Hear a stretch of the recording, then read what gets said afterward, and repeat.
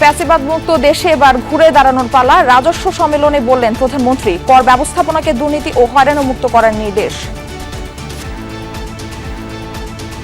একই করদাতাদের ওপর বারবার করের বোঝা বাড়িয়ে রাজস্ব বৃদ্ধির নীতি খুব সম্ভবত টেকসই পদ্ধতি নয়। ফ্যামিলি কার্ডে আত্মনির্ভরশীল নিম্ন আয়ের অনেক নারী। খাল খনন আর কৃষক কার্ডে খুঁজছে সম্ভাবনার দুয়ার। আছে অনিয়মের অভিযোগও।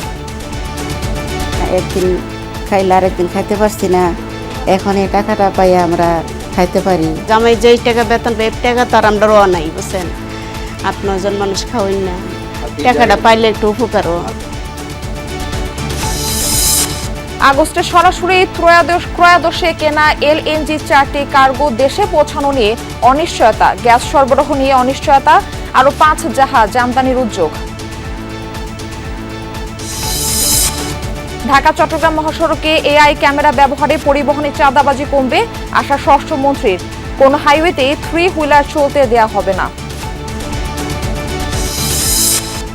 নারীদের নিরাপদ যাতায়াতে ঢাকা চট্টগ্রাম ও বগুড়ায় গোলাপী বাস সার্ভিস চালু। চালক হেলপারও নারী। চাহিদা অনুযায়ী বাড়ানো হবে সংখ্যা। পরিকল্পনা হচ্ছে মন্ত্রণালয়ের আগামী দিনে এই রুট আরো প্রসারিত করা হবে, বাসের সংখ্যা বৃদ্ধি করা হবে। সেফটি চিন্তা করে আমাদের এত বড় একটা প্রজেক্ট উনি দিয়েছেন নারীদের বাস সার্ভিসটা, এটা সবচেয়ে বড় কথা। অসংখ্য ধন্যবাদ সরকারকে যে এমন একটা নারীদের জন্য একটা বাস চালু করেছে, আমি অনেক আনন্দিত। ফরিদপুরে গাড়ি পার্কিং নিয়ে বিরোধে প্রকাশ্যে গুলি ছুড়ে আতঙ্ক তৈরি। নোয়াখালীতে দুর্বৃত্তদের গুলিতে ইভেন্ট ম্যানেজমেন্ট প্রতিষ্ঠানের 5 জন আহত। হরমুজ ইস্যুতে মাস্কাট তেহরান সমঝোতায় ট্রাম্পের ক্ষোভ। ওমানে বোমা হামলার হুমকি মার্কিন প্রেসিডেন্টের।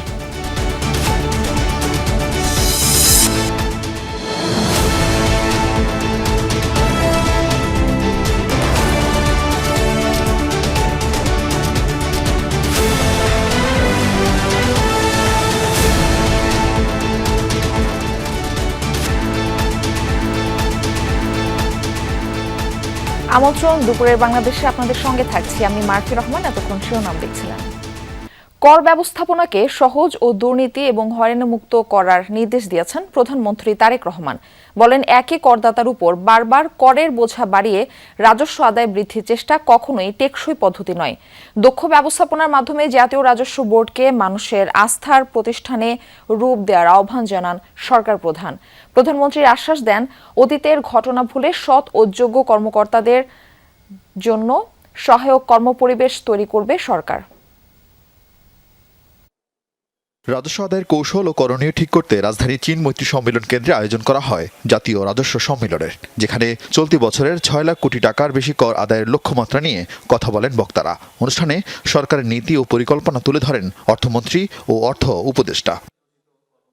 অনুষ্ঠানে রাজস্ব কর্মকর্তাদের কাছ থেকে সরাসরি এই খাতের সংকট আর সম্ভাবনা নিয়ে জানতে চান প্রধানমন্ত্রী। সে আলাপের পাশাপাশি অন্তর্বর্তীকালীন সরকারের সময় আন্দোলনের দায়ে অনেক কর্মকর্তার বরখাস্ত, দণ্ড ও বিভাগীয় শাস্তি নিয়ে সরকার প্রধানের হস্তক্ষেপ চান আগতরা। প্রধানমন্ত্রীও আশ্বাস দেন, সৎ ও যোগ্যদের বিষয়ে বিবেচনা করবে তার সরকার। আমরা চাই আপনারা নিরাপদে স্বস্তি নিয়ে আপনারা দেশ গঠনে কাজ করুন।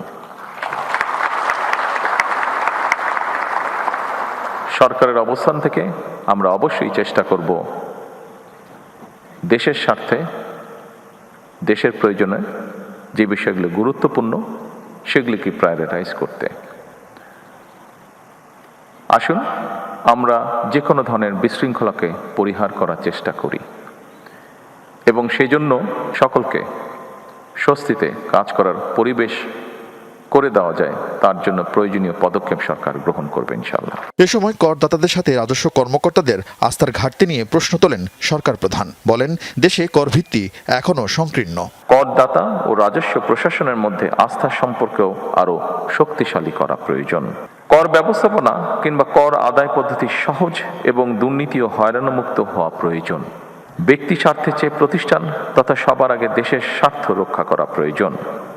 একই করদাতাদের ওপর বারবার করের বোঝা বাড়িয়ে রাজস্ব বৃদ্ধির নীতি খুব সম্ভবত টেকসই পদ্ধতি নয়। বরং কর প্রদানে সক্ষম ব্যক্তিদেরকে শনাক্ত করে তাদেরকে যথাযথ নিয়মে করের আওতায় আনার ব্যবস্থা করার কার্যক্রম উদ্যোগ গ্রহণ করা বোধহয় অত্যন্ত প্রয়োজন। এই জন্য ডিজিটালি আধুনিক ডাটা ভিত্তিক কর প্রশাসন গড়ে তোলার খুব সম্মত কোনো বিকল্প নেই। বিশ্বে ব্যবসার নতুন নতুন মডেল তৈরি হচ্ছে জানিয়ে এনবিআর কর্মকর্তাদের বহুমাত্রিক অভিজ্ঞতা অর্জনের উপর জোর দেন প্রধানমন্ত্রী। বলেন, সরকার একটি সমৃদ্ধ বিনিয়োগ বান্ধব রাজস্ব ব্যবস্থাপনা গড়তে চায়। ফ্যাসিবাদ মুক্ত বাংলাদেশে এবার আমাদের ঘুরে দাঁড়ানোর পালা, অর্থাৎ বাংলাদেশের ঘুরে দাঁড়ানোর পালা। দেশের জনগণ বর্তমানে এনবিআরকে একটি নির্ভরযোগ্য এবং বিশ্বস্ত প্রতিষ্ঠান হিসাবে প্রত্যাশা করে। দক্ষ এবং টেকসই রাজস্ব ব্যবস্থাপনার মাধ্যমে জন আস্থা অর্জন সম্ভব, যেটি আপনাদের কারো কারো বক্তব্য থেকেও উঠে এসেছে। করদাতাতে সেই প্রত্যাশা পূরণের দায়িত্ব আপনাদেরকে অবশ্যই নিতে হবে। পরে সম্মেলনে বিভিন্ন স্টল ঘুরে দেখেন প্রধানমন্ত্রী। আরিফিন শাকিল, যমুনা নিউজ, ঢাকা। প্রায় 2,11 লাখ টাকা ব্যয় হয়েছে ফ্যামিলি কার্ডের পাইলট প্রকল্পে, কিন্তু মাসিক 2,500 টাকায় কতটা বদলেছে সুবিধাভোগী নারীদের জীবন, এমন উত্তর খুঁজতে গিয়ে দেখা মিলেছে ছোট ছোট আত্মনির্ভরশীল কিছু চরিত্রে। এছাড়া খাল খনন, কৃষক কার্ডের মতো সামাজিক কর্মসূচিতে সঞ্চার হয়েছে নতুন সম্ভাবনার। তবে এসব কর্মসূচি ঘিরে নানা অনিয়ম, স্বজনপ্রীতির অভিযোগ উঠেছে। মন্ত্রীরা জানান, অনিয়ম ঠেকাতে কয়েক স্তরের তদারকির সিদ্ধান্ত নিয়েছে সরকার। আরিফিন শাকিলের প্রতিবেদন। 2 যুগ ধরে করাইল বস্তিতে বসবাস শাহেদা বেগমের। দীর্ঘ সময় কেটেছে অন্যের বাসাবাড়িতে কাজ করে। জীবনের পরন্ত বেলায় বার্ধক্য তাকে কর্মহীন করেছে। দারিদ্র্যের সংসারে অনেকটাই বোঝা হয়ে গেছেন। সেই বোঝা লাঘবে শাহেদা বেগমের জীবনে স্বস্তি হয়ে এসেছে ফ্যামিলি কার্ড। 2500 টাকা আসে মাসে, তো 2500 টাকা আমি নিজে খাটাই। 13টা হাঁস আছে, 2টা মুরগি, পরে বড় হয়, পরে বিক্রি করি। আমার উপকার হয়েছে, আমার অনেক উপকার হয়েছে। নির্ভরতার এমন গল্প এখন করাইল বস্তির আনাচে কানাচে। নয়নতারার মতো নারীদের টানাটানি সংসারে ফ্যামিলি কার্ড ভরসা হয়েছে চিকিৎসা ও বাজার খরচে। আগে একবেলা খাইলে আরেক বেলা খাইতে পারছি না, একদিন খাইলে আরেকদিন খাইতে পারছি না। এখন এই টাকাটা পাই আমরা খাইতে পারি। জামাই যেই টাকা বেতন পাই, টাকা তো আর আমরা রোয়া নাই, বুঝছেন। 8-9 জন মানুষ খাওয়াই না, টাকাটা পাইলে একটু উপকারও। তবে সরকারের এই সামাজিক কর্মসূচি ঘিরে অনিয়মের অভিযোগও আছে। বাড়ির মালিক তুলনামূলক সচ্ছল এমন পরিবারও পেয়েছে সরকারি সহযোগিতা। মা মেয়ে 2 জন পেয়েছে। আমরা 3 জন ফ্যামিলিতে 3 জন ছিলাম, 1 জন পাইনি। এখন আমাদের কেমন করে দিয়েছে এটা তো আর আমি জানি না। আমরা বড় লোকও না, একবারে গরিবও না, মধ্যবিত্ত আর কি। অনেক মানুষের ডাটা নেওয়ার ক্ষেত্রে হয়তো কোথাও ত্রুটি বিচ্যুতি হচ্ছে, এবং সেই ত্রুটি বিচ্যুতিগুলো কিভাবে সংশোধন করা যায় সেটি নিয়ে কাজ চলমান রয়েছে। আমাদের যে প্রক্সি মিনস টেস্ট, যার উপর ভিত্তি করে নারীদেরকে সিলেক্ট করা হচ্ছে, সেই ক্রাইটেরিয়াকে আপডেট করা হচ্ছে। সরকারের একটা অ্যাম্বিশিয়াস গোল রয়েছে যে যত দ্রুত সম্ভব আমরা কিভাবে বাংলাদেশের প্রতিটি জেলা উপজেলা পার হয়ে ইউনিয়ন পর্যায়ে বিপুল সংখ্যক মানুষের কাছে পৌঁছে যেতে পারি। ফ্যামিলি কার্ডের মাধ্যমে ওনারা যখন অর্থনৈতিকভাবে ক্ষমতায়িত হবে, স্বাভাবিকভাবে সেটি সমৃদ্ধ বাংলাদেশের যে পথযাত্রা আমাদের রয়েছে সেটা আরও বেশি বেগবান হবে। জিয়াউর রহমানের কৃষি বিপ্লবের অন্যতম অনুঘটক ছিল খাল খনন। সেই মডেল অনুসরণে 6 মাসে 1200 কিলোমিটার খাল খনন করে বিএনপি সরকার। বহু জায়গায় পানির স্বাভাবিক প্রবাহ নিশ্চিত হয়েছে। তবে কাজের মান নিয়ে অভিযোগ উঠেছে বগুড়া, পাবনা, নাটোর সহ কয়েকটি জেলায়। যে দীর্ঘদিনের ট্রেন্ড, এটাকে দূর করাই হলো আমাদের কাজ, এবং সেটাকে আমরা খুব সুন্দরভাবে মোকাবেলা করার চেষ্টা করছি। এই জন্য আমরা সজাগ সতর্ক রয়েছি। কমপক্ষে 20,000 কিলোমিটার সমাপ্ত করতে পারলে বাংলাদেশে যে চ্যালেঞ্জগুলো, গ্রামীণ অর্থনীতিকে চাঙ্গা করা এবং গ্রামের মানুষের পাশে থাকা একটা সবুজ বিপ্লব স্বনির্ভর আন্দোলন গড়ে তুলতে আমরা সক্ষম হব। নির্বাচনী প্রতিশ্রুতি বাস্তবায়নের অংশ হিসেবে ভূমিহীন, প্রান্তিক ও ক্ষুদ্র কৃষকদের জন্য কৃষক কার্ডের কর্মসূচিও চালু করেছে সরকার। এতে 10 সুবিধা ছাড়াও 2,500 টাকাও পাচ্ছেন দরিদ্র কৃষকরা। তেজগাঁয়ের প্রধানমন্ত্রী দপ্তর নয়, বরং সচিবালয়ের এই ভবন থেকেই সরকার পরিচালনা করছেন প্রধানমন্ত্রী তারেক রহমান, যার লক্ষ্য সম্মিলিতভাবে সরকারের সকল কার্যক্রমে তদারকি করা, যার সুফলও মিলছে হাতে নাতে। ফ্যামিলি কার্ড, কৃষক কার্ডের মতো সামাজিক সকল কর্মসূচিতে সরকার প্রধানের আন্তরিকতা স্পষ্ট হয়েছে গত 6 মাসে।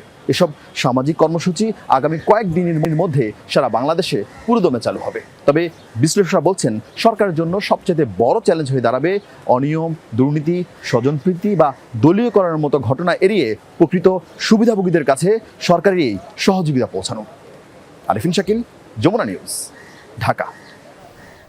দ্রুত সরবরাহ নিশ্চিত করতে দরপত্র ছাড়াই সরাসরি ক্রয় পদ্ধতিতে তরলীকৃত প্রাকৃতিক গ্যাস এলএনজি কার্গোর ক্রয়াদেশ দেওয়া হয়েছিল। এর মধ্যে আগস্টে 4টি কার্গো আসার কথা, কিন্তু গতকাল পর্যন্ত একটিও দেশে পৌঁছায়নি। ফলে গ্যাসের সরবরাহ নিয়ে আবার অনিশ্চয়তা তৈরি হয়েছে। এই পরিস্থিতিতে জরুরি দরপত্রের মাধ্যমে আরও 5 কার্গো এলএনজি কেনার উদ্যোগ নেওয়া হয়েছে।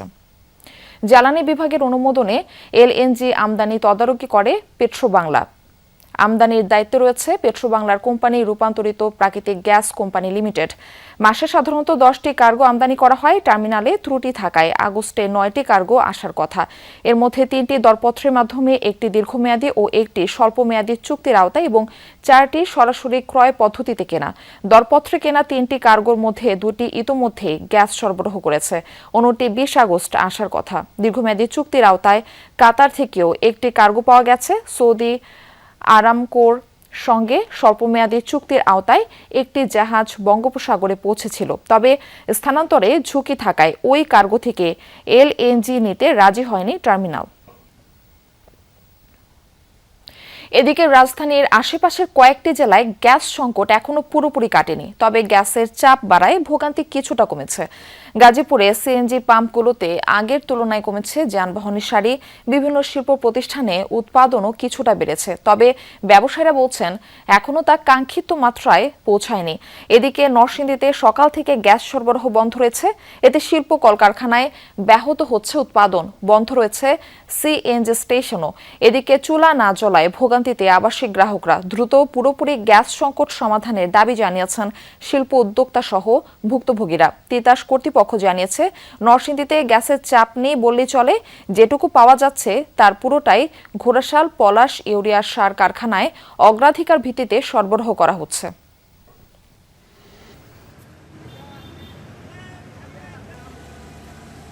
আজকে যতটুকু আছে এতদিন তো এতটুকু ছিল না, খুব কম ছিল, 100-100 নিচে। তো আমরা গ্যাস সিরিয়ালে নিয়ে ঘন্টার পর ঘন্টা পয়সা থেকে, কিন্তু আমরা ওইভাবে গ্যাস পাচ্ছি না। ঢাকাতে তো গ্যাস নাই, তো মোটামুটি ঢাকার বাইরে গাজীপুরে কিছুটা পাওয়া যায়। গ্যাস সংকট নিয়ে আরো জানাতে গাজীপুর থেকে আমাদের সঙ্গে যুক্ত হচ্ছেন আমাদের সহকর্মী মোহাম্মদ আল আমিন। আল আমিন, কি পরিস্থিতি দেখছেন শিল্প কারখানাগুলোতে এবং কাজ চলছে কিভাবে? মারফি, আপনাকে যদি বলি, গত রাত থেকে গ্যাসের চাপ কিছুটা বেড়েছে। আজ সকাল থেকে যেসব শিল্প কারখানায় উৎপাদন কার্যক্রম চলছিল তারা বলছেন যে তাদের চাহিদা অনুযায়ী মোটামুটি গ্যাস সরবরাহ বেড়েছে। শিল্প কারখানায় মূলত 35 থেকে 40 PSI চাপ থাকার দরকার, সেখানে আজকে সকাল থেকে তারা 20 থেকে 30 PSI চাপ তারা পাচ্ছেন, যে কারণে তারা তাদের উৎপাদনে যেতে পারছেন এবং তাদের উৎপাদন কার্যক্রম চলমান রয়েছে বলে জানিয়েছেন। এছাড়া যে সমস্ত কারখানা গ্যাসের কারণে খুবই সংকটাপন্ন অবস্থায় ছিল, উৎপাদন কার্যক্রম ব্যাহত ছিল, শ্রমিকরা অলস সময় কাটাচ্ছিল, সেগুলোতেও কিন্তু মূলত কর্মচাঞ্চল্য ফিরে এসেছে এবং সেই সমস্ত কারখানায় কার্যক্রম চলছে। তাছাড়া যদি ফিলিং স্টেশনগুলোর কথা বলি, আজকে সকালে বেশ কয়েকটি ফিলিং স্টেশনে গিয়েছি। সেই গত কয়েকদিনে যে চিরচেনা সেই লম্বা গাড়ির যে সারি সেটি ছিল না এবং যারা আসছেন তারাও তাদের চাহিদা মতো মোটামুটি গ্যাস নিয়ে চলে যাচ্ছেন। সিএনজি স্টেশনগুলোতে যেখানে চাপ নর্মালি 15 থেকে 20 PSI থাকার কথা, সেখানে তারা 8 থেকে 10 PSI চাপে তারা কাজ করতে পারছেন এবং গ্যাস নিতে পারছেন।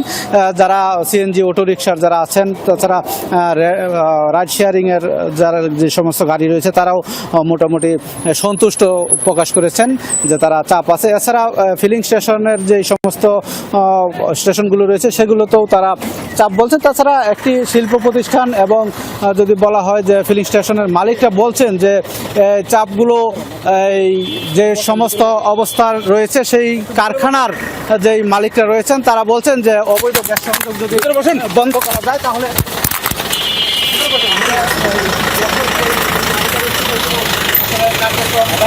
আপনি এখানে কি করতেছেন? অনুমতি দিচ্ছেন? ভাই কি বলতে থাকে তো বুঝতে পারছেন আপনাদের ফ্যাক্টরি নিয়ে কিছু না আরে ভাই লাইভ হইতেছে ভাই লাইভ করতেছে আপনাদের ফ্যাক্টরি নিয়ে বইলা তো কথা বলতে সামনে কেন ভাই আপনাদের ভাই কি বুঝাইতেছে বলতেছি কথা বলছি শুনি আমরা ভিতরে শুনি আপনি লাইভের মধ্যে শুনি একটু না না ভাই গ্যাস আপনার তো বিষয় না আপনি বলতেছি বসেন ভিতরে বিষয় তো আপনার না আপনি যে ইয়া করতেছেন আপনি আগে সাইডে দাঁড়ায় শুনবেন যে আসলে আপনাকে নিয়ে কথা বলছি কিনা আপনার বলতে হবে না সাইনবোর্ড আছে এখানে আমি বলতে হবে না বলছি যে আমি তো আরো এই ভাই আমি মোবাইলে আরে ভাই লাইভে বলতে পারেন না লাইভ স্টপ যে আমি গ্রুপে যেটা আমি তো আপনার ফেসবুকে লাইভ করতেছি না বসেন ভিতরে বসেন আপনারা আসবেন গেটে বসবেন না না না আপনি তারপর আপনি করেন। মহাসড়কে শৃঙ্খলা ফেরাতে এআই ক্যামেরা স্থাপন করায় পরিবহনে চাঁদাবাজি কমে আসবে। নারায়ণগঞ্জে এমনটা বলেছেন স্বরাষ্ট্রমন্ত্রী সালাউদ্দিন আহমদ। দুপুরে ঢাকা চট্টগ্রাম মহাসড়কে সোনারগাঁওয়ের মেঘনাঘাট এলাকায় auto fine system AI camera উদ্বোধন করেন তিনি। এ সময় মন্ত্রী বলেন, মহাসড়কে যে চাঁদাবাজি হয় সেটি মালিক পক্ষ, শ্রমিক পক্ষ বা পুলিশ যেই হোক তা ক্যামেরায় রেকর্ড থাকবে। এতে চাঁদাবাজি প্রবণতা কমে আসবে। মহাসড়কে যানবাহনের ওভার স্পিড, অবৈধ পার্কিং সহ ট্রাফিক আইন লঙ্ঘন করলে তা স্বয়ংক্রিয়ভাবে শনাক্ত করবে এআই ক্যামেরা। এরপর গাড়িতে নিবন্ধিত মালিকের মোবাইলে যাবে মামলার তথ্য ও জরিমানা নোটিশ। উদ্বোধনী অনুষ্ঠানে স্বরাষ্ট্রমন্ত্রী আরও বলেন, মহাসড়কে কোনো ধরনের 3 হুইলার চলতে দেওয়া হবে না। নির্দেশ অমান্য করলে তাদের বিরুদ্ধে ব্যবস্থা নেওয়া হবে।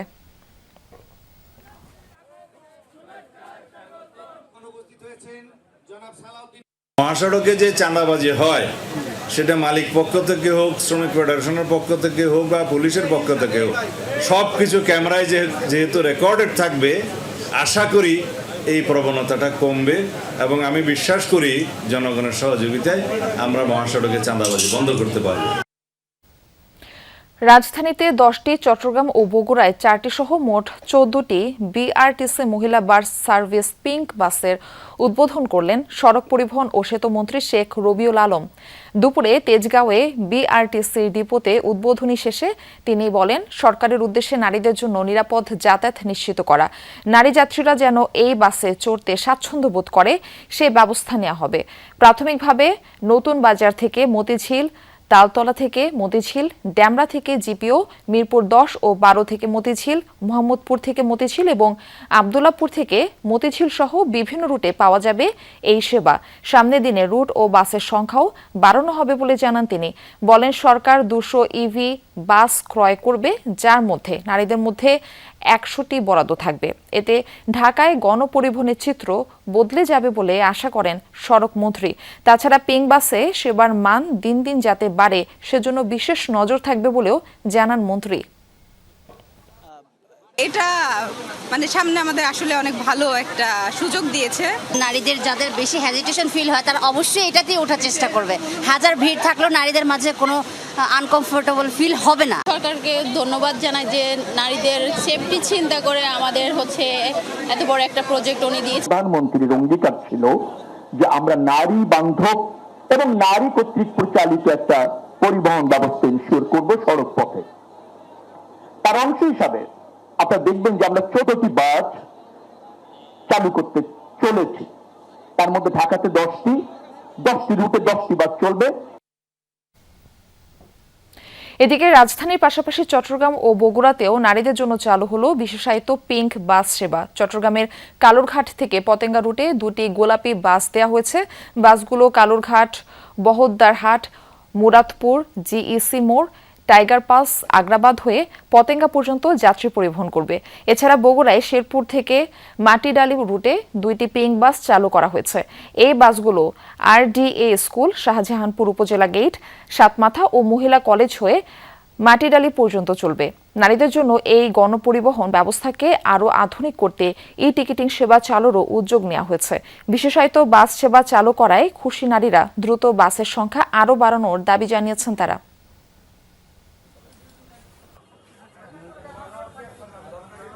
আমরা তো অনেকটা খুশি, কারণ নিয়ে আমরা ড্রাইভার, এর জন্য একটা গর্বিত। অফিসের কাজের চিন্তা চেয়ে বেশি চিন্তা থাকে ঠিকমতো গাড়ি পাচ্ছি কিনা, গাড়ি পাইলে সিট পাচ্ছি কিনা।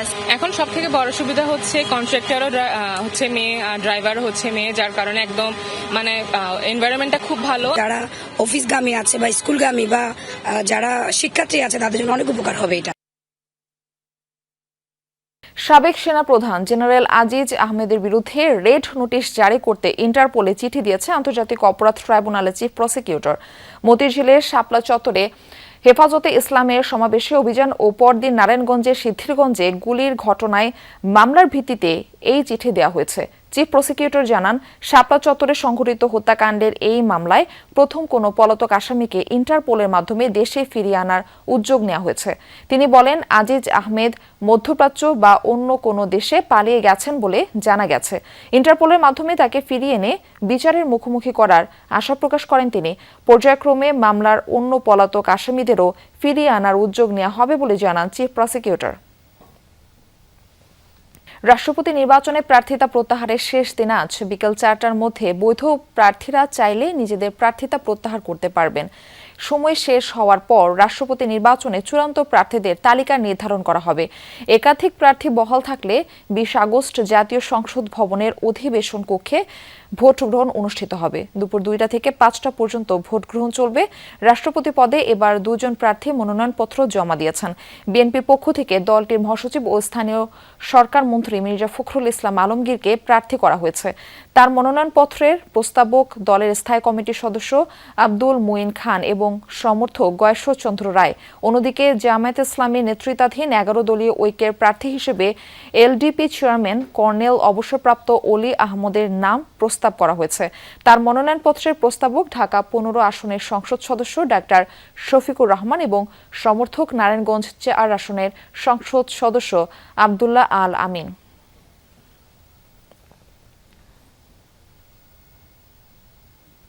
বিএনপি নির্বাচনী ইশতেহার বাস্তবায়নে প্রধানমন্ত্রী তারেক রহমানের হাত শক্তিশালী করতে কাজ করবে বলে জানিয়েছেন দলের নতুন যুক্ত হওয়া 4 স্থায়ী কমিটির সদস্য। সকালে জিয়া উদ্যানের সাবেক রাষ্ট্রপতি ও দলটির প্রতিষ্ঠাতা জিয়াউর রহমান এবং সাবেক প্রধানমন্ত্রী বেগম খালেদা জিয়ার সমাধিতে শ্রদ্ধা নিবেদন শেষে এই কথা জানান তারা। এ সময় রুহুল কবির রিজভী জানান, বিএনপির দর্শনকে সামনে রেখে দেশ গড়বে বর্তমান সরকার। আর আমান উল্লাহ আমান বলেন, তারেক রহমান ও জনগণের চেষ্টায় দেশে ভোটাধিকার ফিরে এসেছে, ফ্যাসিবাদ মুক্ত হয়েছে দেশ। পরে ফরহাদ হালিম দাবি করেন, জিয়াউর রহমান 3 বছরে যা কাজ করেছেন তারেক রহমান তার চেয়ে বেশি দ্রুত গতিতে এগিয়ে যাচ্ছে। শেষে ইসমাইল জবিউল্লাহ বলেন, বিএনপির রাজনৈতিক ঐতিহ্যের ধারক, এই সুযোগ সফলভাবে পালন করা হবে। 4 জনকে জাতীয় স্থায়ী কমিটির বিএনপির সর্বোচ্চ নীতি নির্ধারণী ফোরাম, সেই ফোরামের জাতীয় স্থায়ী কমিটির সদস্য মনোনীত করেছে। যে ভরসা নিয়ে আমাদেরকে দায়িত্ব দেওয়া হয়েছে, আমরা আশা করি 4 জনই সেই দায়িত্ব নিষ্ঠার সাথে পালন করার চেষ্টা করব। সেই জন্যই বলেছি, কিছুটা আশঙ্কা এবং কিছুটা আনন্দ দুটোই আমাদের মধ্যে আছে। আকস্মিক ঝড়ের আঘাতে কক্সবাজার শহরের কুতুবদিয়া পাড়া নাজিরার টেকে শুটকিপল্লিতে ব্যাপক ক্ষয়ক্ষতি হয়েছে। রাত 3টার দিকে নাজিরার টেক শুটকিপল্লিতে এই ক্ষয়ক্ষতি হয়। ভুক্তভোগীরা জানান, হঠাৎ বৃষ্টির সাথে শুরু হয় ঝোড়ো হাওয়া। এক পর্যায়ে শুটকিপল্লির ছোট ছোট 12টি ঘর ভেঙে পড়ে, নষ্ট হয়ে যায় অনেক শুটকি। ব্যবসায়ীদের দাবি, এতে প্রায় 1 কোটি টাকার ক্ষতি হয়েছে। আবহাওয়া অফিস জানিয়েছে, সাগরে নিম্নচাপের প্রভাবে 50 কিলোমিটার বেগে ঝোড়ো হাওয়ার পূর্বাভাস ছিল আগে থেকেই। রাতে হঠাৎ কক্সবাজারে ঝড় বয়ে যায়, এতে এই ক্ষয়ক্ষতি হয়। এই ক্ষয়ক্ষতির বিষয়ে আরো জানাতে কক্সবাজার থেকে আমাদের সঙ্গে যুক্ত হচ্ছেন আমাদের সহকর্মী এহসান আল কুতুবী। এহসান, ঝড়ে শুটকিপল্লি ছাড়া আর কোথাও কি কি ক্ষয়ক্ষতি হয়েছে, এখন আবহাওয়া সেখানকার কেমন দেখছেন? এখন বৃষ্টি হচ্ছে এবং সকাল থেকেই বৃষ্টি, রাত থেকেই বৃষ্টি, সেটি অব্যাহত আছে। এটি যে থামবে সেটির কোনো উপায় বা লক্ষণ আমরা দেখছি না। আমরা একটু সরাসরি একটু যুক্ত করতে চাই এখানে যারা আছেন। ক্ষয়ক্ষতি তো দেখালাম, এখানে যারা ক্ষতিগ্রস্ত হয়েছেন তাদের সাথে একটু কথা বলতে চাই। আপনি একটু যদি বলতেন আসলে কিভাবে বুঝতে পারলেন কয়টার দিকে আসলে ঘটনাটা একটু যদি বিস্তারিত বলতেন। আনুমানিক আমার মনে হয় 4:20 মতো হবে। তখন আমাদের মোবাইল থেকে কল আসছে, এখান থেকে বলতে আমাদের চাঙে আরো যেটা আমাদের এগুলো ভেঙে গেছে, প্রচন্ড বাতাস তখন। তো ভেঙে যাওয়ার পরে আমি যখন এখানে আসছি তখন দেখলাম যে আমাদের আর কয়েকটা 10 থেকে 12টা থেকে 14-15টা হবে এগুলো ভেঙে গেছে। আর আমাদের যেগুলো বাইরে, আপনি জানেন কক্সবাজার অনেক দিন থেকে বৃষ্টি হচ্ছে, তো আমাদের বাইরে যেই মাছগুলো আমরা ডাকি দিয়েছিলাম পলিথিন দিয়ে, সেই মাছগুলো এমন জোরে বাতাস, এটা বলার ভাষা নেই, আমার মাছগুলো একেবারে ছিটকে মানে এখান থেকে অনেক দূর পর্যন্ত আমাদের এই মাছাগুলো, যে মাছা আমার 30টা মাছার মধ্যে আমার অন্তপক্ষে আমি 10-12টার মতো পেয়েছি। আমাদের এই ব্যবসায়ীদের অনেক ক্ষয়ক্ষতি এখানে হয়েছে। আমার মনে হয় আনুমানিক 1 কোটি 1.5 কোটি টাকা মতো হবে। আমরা আরেকটু যুক্ত করতে চাই, আপনারা আসলে বুঝতে পেরেছিলেন কিনা যখন বাতাস বয়ে যাচ্ছিল? একটু আসলে আমি প্রথমে বড় বড় যেহেতু আমাদের কাছে বিমান করতেছে, পরবর্তীতে একটা শব্দ হচ্ছে, বিশাল বিকট শব্দ। এরপরে কয়েকজনকে ফোন দিলাম, ফোন দিয়ে জানতে পারলাম যে আমাদের যে সুটকি মহলের যে ব্যবসায়ী ভাইদের সুটকি, মাথা, বাসা সবগুলো ব্যাংকে চড়ে নিয়ে গেছে। সকালবেলা সকালবেলা এসে দেখি যে অবস্থা, আমাদের প্রায় 1 থেকে 1.5 কোটি টাকার পর্যন্ত ক্ষয়ক্ষতি হয়েছে আমাদের ব্যবসায়ী ভাইদের এখনো পর্যন্ত। অসংখ্য ধন্যবাদ। আমরা শুনছিলাম আসলে আমরা শুনছিলাম এতক্ষণ আসলে ব্যাপক ক্ষতি হয়েছে। সেটি হচ্ছে যে একসাথে কয়েকটা ঘর, তাও না, ভিন্ন ভিন্নভাবে, মানে এক জায়গায় এক এক রকম বিভিন্ন ঘরের টিনের চাল, অর্থাৎ এগুলো ঘর হচ্ছে মূলত মাছ টাকার আড়ত। সেই মাছ টাকার আড়তে অনেক জায়গায় মাছগুলো আসলে রোদের অপেক্ষায় ছিল, যে মাছাঙ্গের উপর তারা রেখেছিল, সেগুলো সহ প্রায় ব্যাপক ক্ষতি হয়েছে। তো এ ছিল আমার কাছে আসলে এখান থেকে সর্বশেষ। এহসান, আপনাকে ধন্যবাদ যুক্ত হবার জন্য। আবাস হারিয়ে রাঙামাটির লোকালয়ে ঢুকে পড়ছে বন্য হাতির দল। গত কয়েক বছর ধরে লেগে আছে সংঘাত। হাতির আক্রমণে হতাহত হয়েছেন অনেকে। প্রবেশ ঠেকাতে নির্মিত বৈদ্যুতিক বেড়াও অকার্যকর। বন্যপ্রাণীটি রক্ষায়, আবাস ও খাদ্য সুরক্ষায় তাগিদ বিশেষজ্ঞদের। একসময় রাঙামাটির বিস্তীর্ণ প্রাকৃতিক বনাঞ্চল ছিল এশীয় হাতির নিরাপদ বিচরণভূমি। কিন্তু বন উজাড়, পাহাড় কাটা, জুম চাষের সম্প্রসারণ, অবৈধ দখল, সড়ক নির্মাণ এবং জনবসতি বৃদ্ধির কারণে কমছে হাতির করিডোর। খাদ্যের সন্ধানে ঢুকে পড়ছে লোকালয়ে। স্বাভাবিক প্রক্রিয়ায় যে বনায়নগুলো হচ্ছে, সেখানে যদি কলা গাছ সহ হাতির যে সকল খাবারগুলো আছে, সেই সকল খাবারগুলো যদি প্রাকৃতিকভাবে উৎপন্ন করা যায়, তাহলে হাতি আর লোকালয়ে আসবে না। গত কয়েক বছরে রাঙামাটিতে মানুষ হাতি সংঘাতে হতাহত হয়েছে অনেকে। সবচেয়ে আলোচিত ঘটনা 2025 সালের নভেম্বরে কাপ্তাই আসামবস্তি সড়কের কামিলাছড়িতে হাতির আক্রমণে 2 নারীর মৃত্যু ও 2 জন আহত হয়। তছনছ হয় বসতঘর, ফসলি ক্ষেত। আমরা আগে দেখেছি মাইল কি মাইল পথ দেখলো, আগে হাতি দেখতাম না, কিন্তু এখন দেখি যে 2 কিলোমিটার রোডের ভিতরে আমাদের বাসার পাশে হাতি চলে আসে। খানা নাই, ওর প্রতি বড় খানা ওদেরকে দেয় না, তারা খানার অভাবে রোডের দিকে চলে আসে আর কি। লোকজন সামনে করলে হয়তো গাড়ি ভাঙে, মানুষ মারে। হাতিও সংকটাপন্ন। বন বিভাগের তথ্য মতে বাংলাদেশে এখন এশীয় হাতির সংখ্যা প্রায় 2.5 শতাধিক। বেশিরভাগই পার্বত্য অঞ্চলে। রাঙামাটিতে দিন দিন কমছে এই সংখ্যা। বন্য হাতির লোকালয়ে প্রবেশ ঠেকাতে কাপ্তাই আসামবস্তি সড়কের দুপাশে 1.5 কোটি টাকায় নির্মিত 8 কিলোমিটার দীর্ঘ সৌরচালিত বৈদ্যুতিক বেড়াও রক্ষণাবেক্ষণের অভাবে নষ্ট।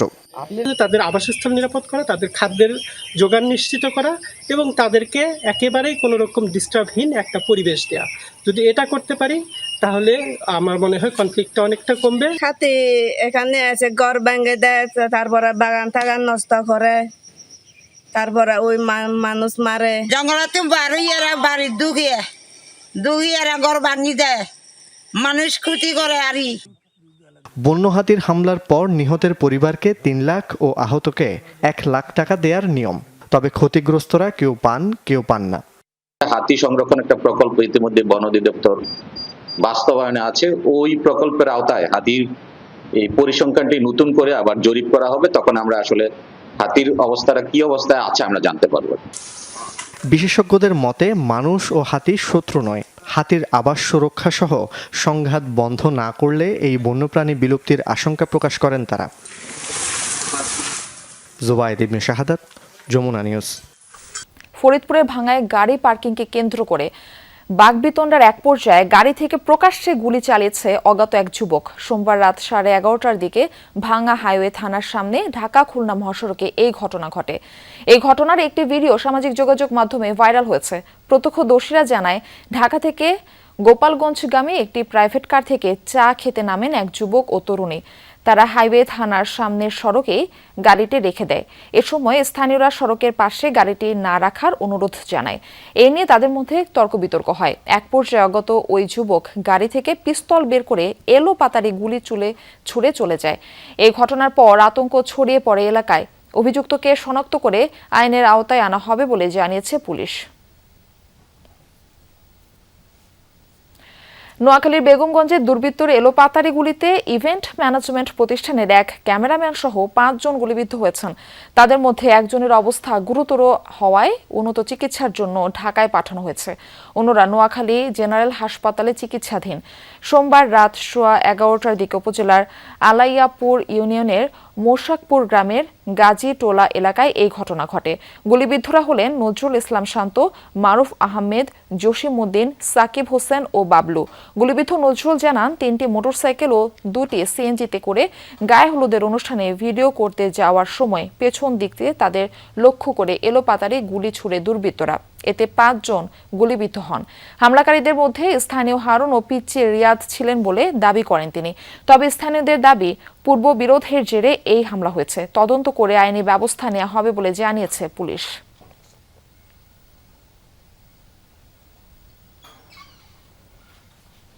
এ বিষয়ে আরো তথ্য জানাতে আমাদের সঙ্গে যুক্ত হচ্ছেন সহকর্মী মোজাসিম বিল্লাহ সবুজ। সবুজ, এই যে ঘটনাটি ঘটলো, কেউ কে গ্রেফতার হয়েছে এই ঘটনায় এবং কি কারণে এই গোলাগুলি কিছু জানতে পেরেছেন কিনা? মারফি রহমান, আমি এখন রয়েছি যে এলাকায় এই গোলাগুলির ঘটনাটি ঘটেছে, অর্থাৎ বেগমগঞ্জ এলাকায়। আমি সকাল থেকে ঘটনাস্থলে আমি গিয়েছি, বিভিন্ন মানুষের সাথে কথা বলেছি এবং আসলে যে ঘটনাটি ঘটেছে গতকাল রাতে, এটি আসলে একটি সীমান্তবর্তী এলাকা, লক্ষ্মীপুর এবং নোয়াখালীর যে বর্ডার এলাকা বলা হয়, সেটি আলাইয়াপুর ইউনিয়নে এবং একটি নির্জন স্থানে একটি পুকুর পাড়ে আসলে যখন একটি গায়ে হলুদের অনুষ্ঠানে যাচ্ছিল, যে ওই অনুষ্ঠানের যে ক্যামেরাম্যান সহ বিভিন্ন লোকজন, অর্থাৎ সেখানে 3টি মোটরসাইকেল এবং 2টি অটোরিকশা যোগে সেই গায়ে হলুদ অনুষ্ঠানে যাচ্ছিলেন তারা, যারা গুলিবিদ্ধ হয়েছেন।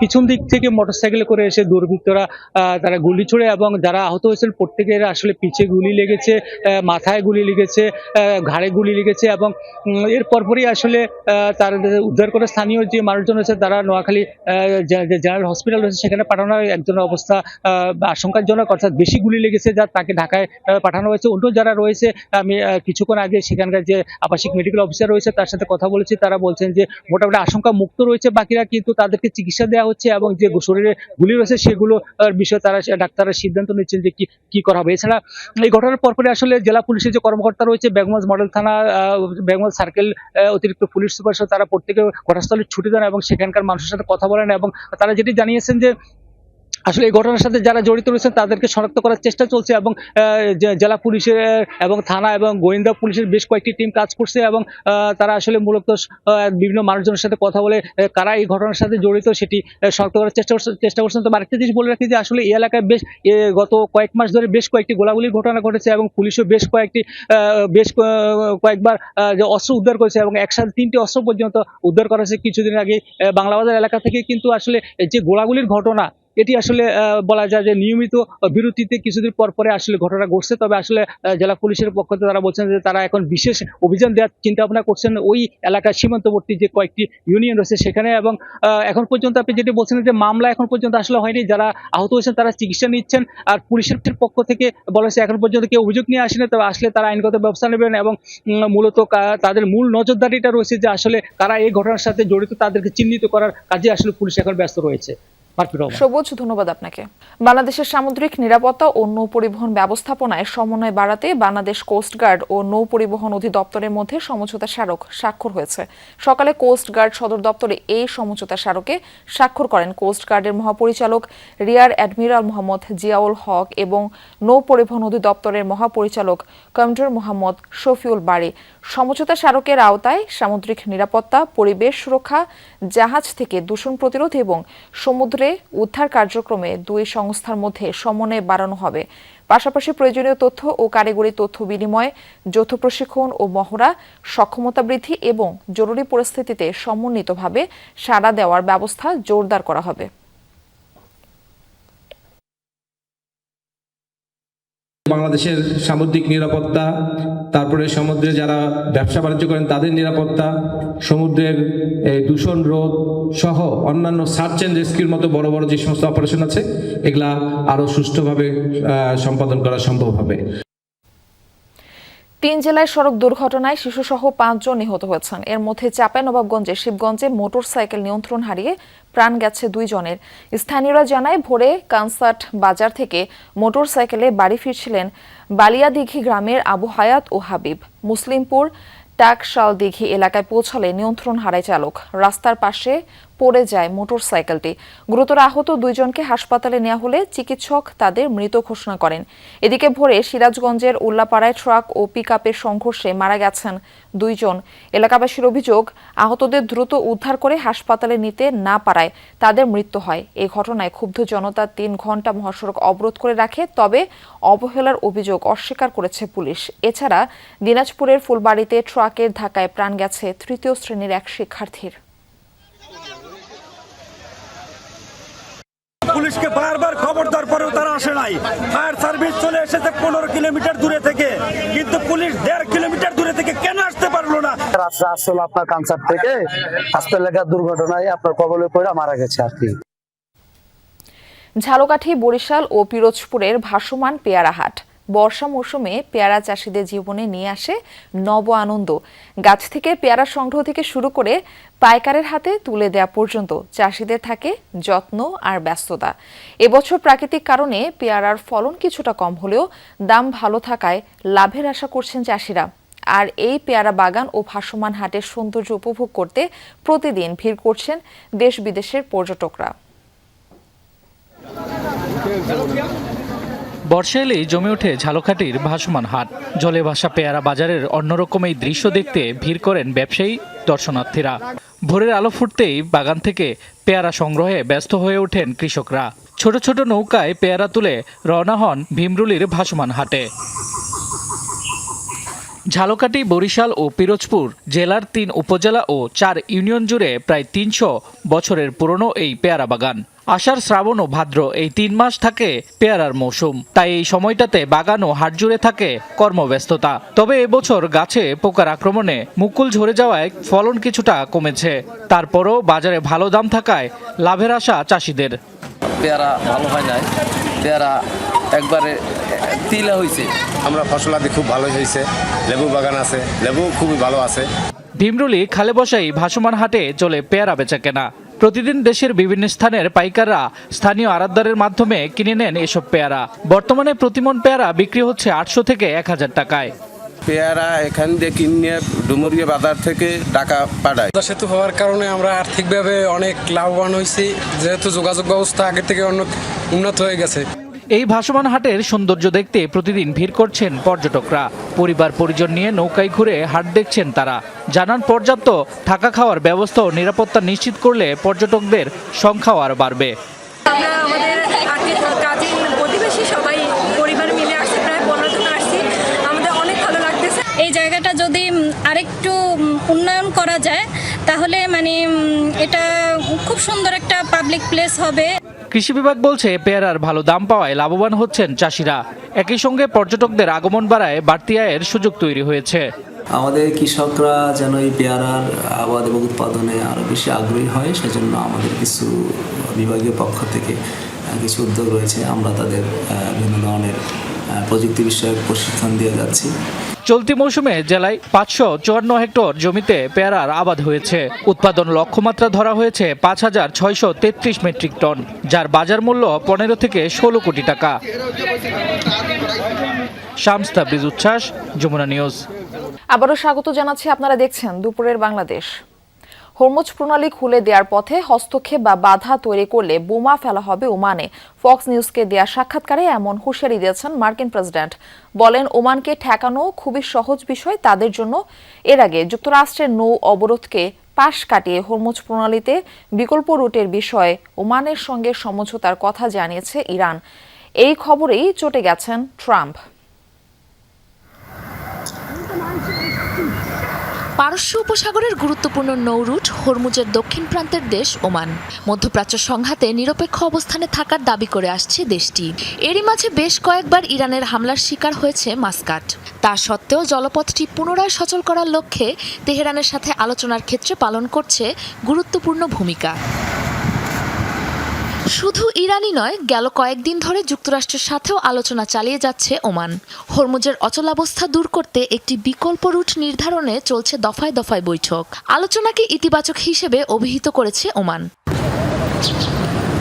এদিকে যুক্তরাষ্ট্রের নৌ অবরোধকে পাশ কাটিয়ে হরমুজের বিকল্প রুটের বিষয়ে ওমানের সঙ্গে সমঝোতার কথা জানিয়েছে ইরানও। চলাচলের পথের মানচিত্র বা রুট ম্যাপের বিষয়ে একটি সমঝোতায় পৌঁছেছে তেহরান ও মাস্কাট। যৌথ বিবৃতি প্রকাশের আগে এর বিস্তারিত বিষয়গুলো চূড়ান্ত করার কথা জানিয়েছে দুপক্ষই। দৃঢ়তার সাথে আলোচনা চালিয়ে যাচ্ছে ওমান ও ইরান। যৌথ বিবৃতি নিয়েও মতবিনিময় চলছে। উভয় পক্ষই এমন একটি ঐক্যমত্যে পৌঁছাতে চায় যা আন্তর্জাতিক নৌ চলাচল সংক্রান্ত বিষয়গুলো বিবেচনায় রেখে তাদের নিজস্ব স্বার্থ ও উদ্বেগের বিষয়গুলোরও সুরাহা করবে।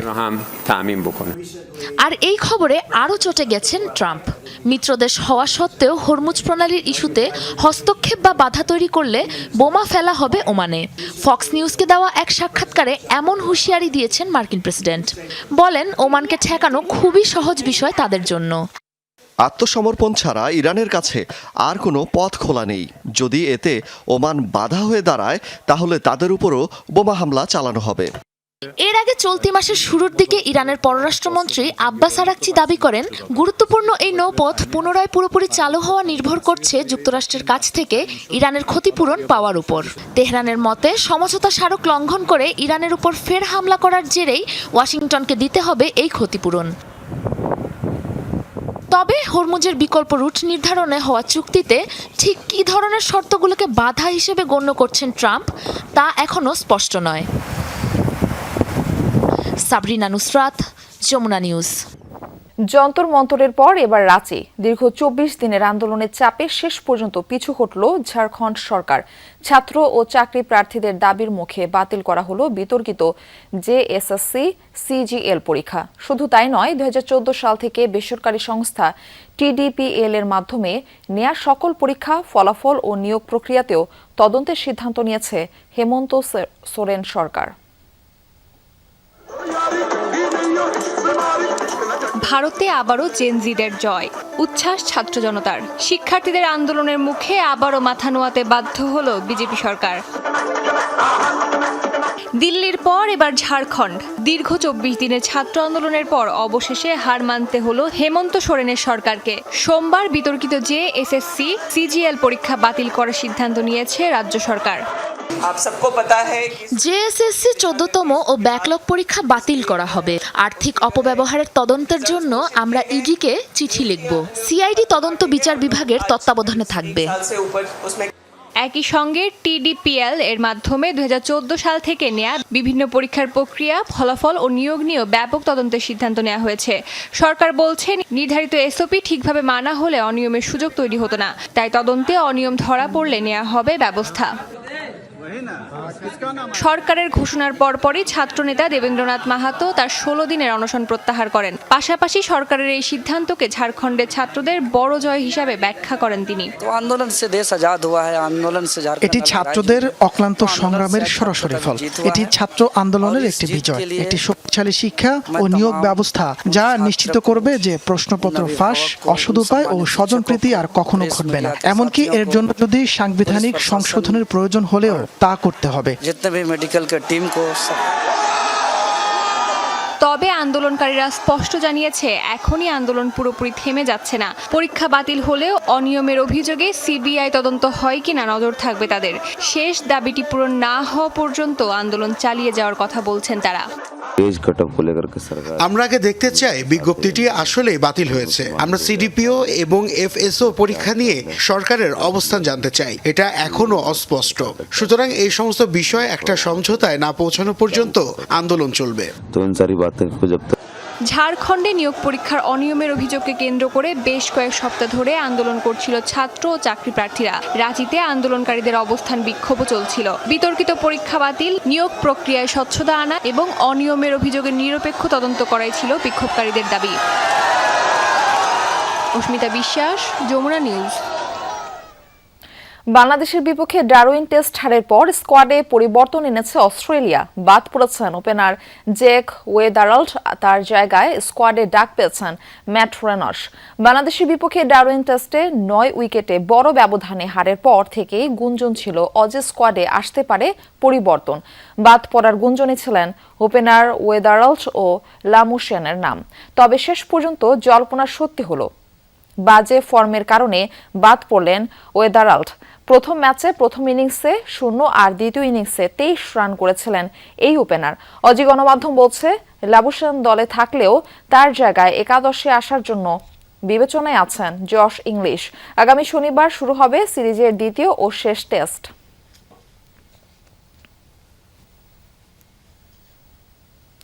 ম্যাকাইয়ের গ্রেট ব্যারিয়ার রিফ অ্যারেনায় অনুষ্ঠিত হতে যাওয়া বাংলাদেশ বনাম অস্ট্রেলিয়ার দ্বিতীয় টেস্টের প্রথম দিনে সবকটি টিকিট বিক্রি হয়ে গেছে। এছাড়া ম্যাচের দ্বিতীয় দিনও প্রায় দর্শকে পরিপূর্ণ হওয়ার পথে।